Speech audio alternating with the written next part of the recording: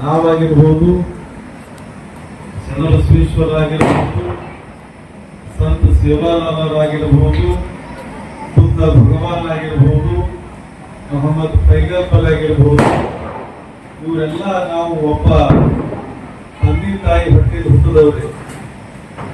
ನಮಗೆ ಎಲ್ಲಕ್ಕಿಂತ ಶ್ರೇಷ್ಠ ಮೊಟ್ಟಮೊದಲೇ ಕಣ್ಣಿಗೆ ಕಾಣತಕ್ಕಂಥ ದೇವರು ಯಾರು ಅಂತಂದ್ರ ನಮ್ಮ ಹೆತ್ತ ತಂದೆ ತಾಯಿಗಳು.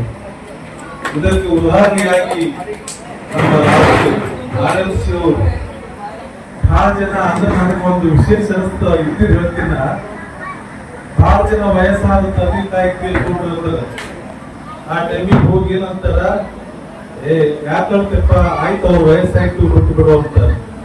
ಆದ್ರೆ ರಾಜು ಅವರ ತಾಯಿ ತಿಳ್ಕೊಂಡು ತಿಂಗಳಾದ್ರೂ ಕೂಡ ಅವನಿಗೆ ಹೆಂಗಾಗಿದೆ ಅಂತಂದ್ರ ಅವಾಗೇ ಜನ್ಮ ಕೊಟ್ಟು ಸಣ್ಣ ವಯಸ್ಸಿನ ಅಲ್ಲಿ ತಾಯಿ ತಿಳ್ಕೊಂಡು ಫೀಲ್ ಆಗಿದೆ ಅವನಿಗೆ. ನಾನು ವಯಸ್ಸಾಗಿದಪ್ಪ ಏನ್ ಚಿಂತೆ ಮಾಡ್ತೀನಿ ಅಂತಂದಾಗ ಆತ ಅಂದ್ರು ಸಣ್ಣವಳಿದ್ರು ತಾಯಿಗೆ, ವಯಸ್ಸಾದರೂ ತಾಯಿಗೆ, ಆ ತಾಯಿಯನ್ನ ಕಳ್ಕೊಂಡು ಇವತ್ತು ನಾವು ಪರದೇಶಿ ಆಗಿವಿ ಅಂತಕ್ಕಂಥ ಮಾತನ್ನು ಹೇಳಿದ್ವಿ. ಅದಕ್ಕೆ ನಾ ಇಲ್ಲಿ ಯಾಕೆ ಈ ಮಾತು ಹೇಳಕತ್ತೀನಪ್ಪ ಅಂತಂದ್ರ ತಂದೆ ತಾಯಿಗಿಂತ ದೊಡ್ಡ ದೇವರು ಯಾರು ಅಲ್ಲ.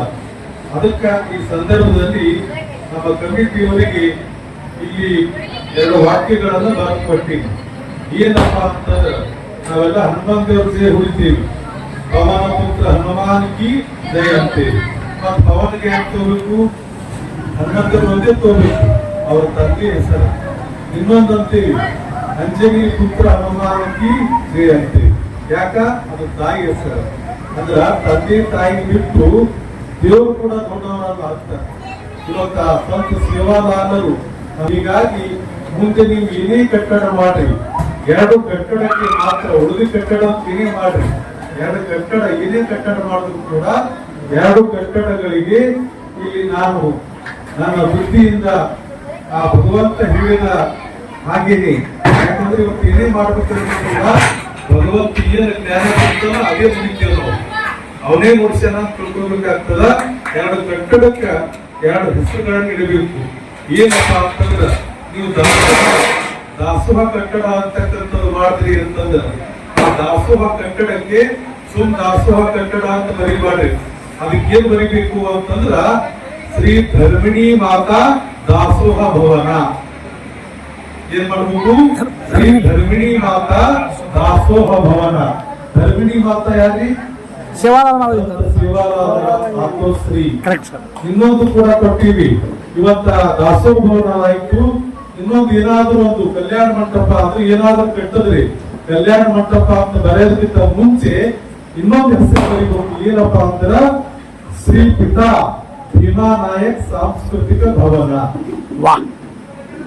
ಭೀಮಾ ನಾಯಕ್ ಯಾರು? ತಂದೆ.